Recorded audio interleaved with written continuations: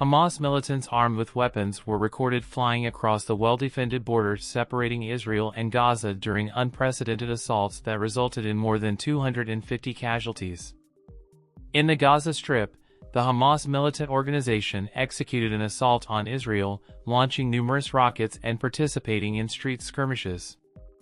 This outbreak occurred almost exactly 50 years after the 1973 war. Local residents were astonished to witness Hamas combatants employing powered paragliders to cross from Gaza into Israel. Videos released by the Al-Qassam brigades depicted armed soldiers gliding through the air on hang gliders before joining pickup trucks and motorcycles to breach an Israeli settlement.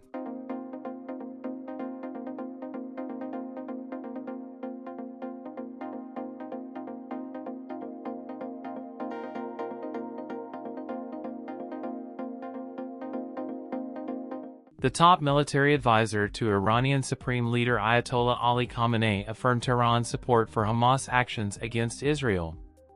He stated that Iran would persist in aiding the Islamist fighters until the liberation of Palestine and Jerusalem. Yahya Rahim Safavi, a former Revolutionary Guards commander, made these remarks, which may further raise suspicions that Tehran directly assisted its long-standing ally, Hamas, in the meticulously coordinated assaults. Statements from Rahim Safavi and other high-ranking Iranian officials may be perceived by Saudi Arabia, Iran's enduring regional adversary, as a menacing indication that Tehran is prepared to instigate regional tensions to impede Riyadh's efforts to establish normal relations with Israel. The assault from Gaza came just 4 days after Khamenei posted on social media, "The usurper regime is coming to an end." Today, the Palestinian youth and the anti-oppression, anti-occupation movement in Palestine is more energetic, more alive, and more prepared than ever during the past 70 or 80 years. God willing, the movement will achieve its goals. U.S. President Joe Biden strongly condemned the Hamas attack on Israeli civilians, emphatically stating that the U.S. stands with Israel and will always support them without hesitation. He said, "Israel has the legitimate right to protect itself and its citizens. There is no excuse for acts of terrorism. My administration's commitment to Israel's security is firm and steadfast." Biden's comments followed his conversation with Israeli Prime Minister Benjamin Netanyahu regarding the Hamas attacks. During the call, he extended all necessary forms of assistance to the U.S. ally amid the ongoing conflict. Netanyahu stated that the ally was engaged in a state of war as sirens sounded in Jerusalem and Tel Aviv, and the Israel Defense Forces responded by targeting Hamas sites in nearby Gaza. Over 2,200 rockets were launched into Israel, with Hamas militants infiltrating by land, sea, and air. U.S. Defense Secretary Lloyd Austin affirmed unwavering support for Israel, vowing to provide the necessary resources for its self-defense. In a statement, Austin expressed his close monitoring of the situation in Israel and offered condolences to the families of those who tragically lost their lives. On the other side, Ukrainian President Volodymyr Zelensky emphasized Israel's undeniable right to protect itself from Palestinian terrorist attacks. He stated, "Israel's right to self-defense is unquestionable. Terrorism is a crime, not only against a single nation or individuals but against all of humanity. The international community must stand together to prevent terrorism from threatening and taking lives anywhere, at any time." The militant offensive is occurring at a particularly delicate diplomatic juncture, as Saudi Arabia hints at the possibility of normalizing relations with Israel. Such an alliance would greatly unsettle Tehran. Saudi Crown Prince Mohammed bin Salman has raised concerns in Iran by stating, "Every day, we get closer," in reference to diplomatic engagement with Israel. In recent weeks, Iran's leaders have strongly criticized a U.S.-supported proposed agreement between Israel and Saudi Arabia.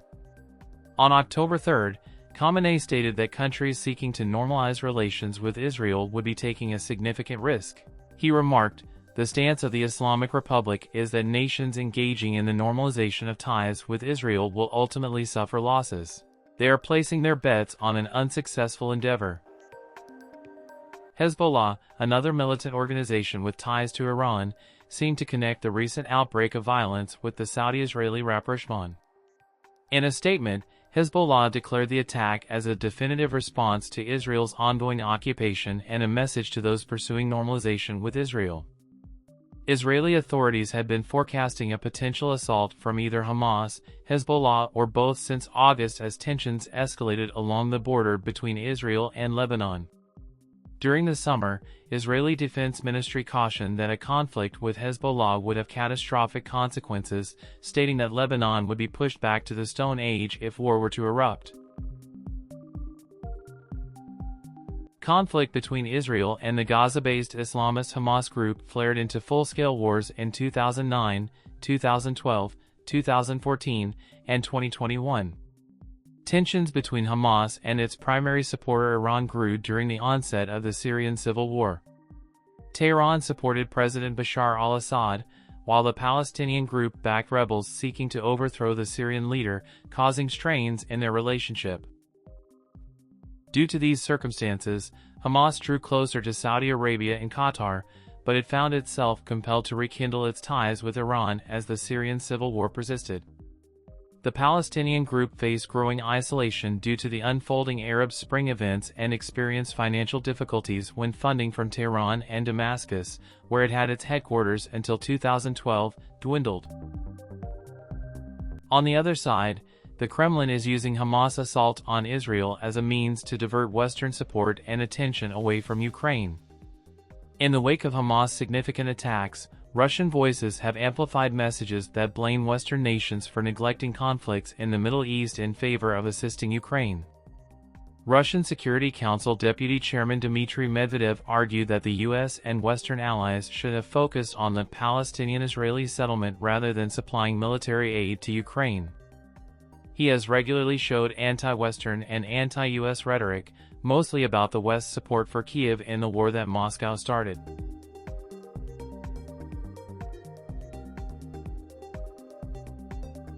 As part of these information operations, pro-Russian military bloggers have predominantly highlighted the Hamas attacks in Israel while actively promoting Kremlin narratives.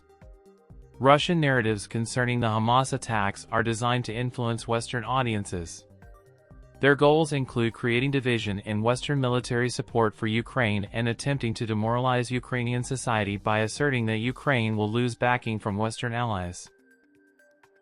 European leaders swiftly condemned the assault of the Hamas. European Commission President Ursula von der Leyen strongly stated, "It is terrorism in its most abhorrent form. Israel has the legitimate right to protect itself from such atrocious attacks." European Council President Charles Michel and European Parliament President Roberta Metsola joined in condemning the attack.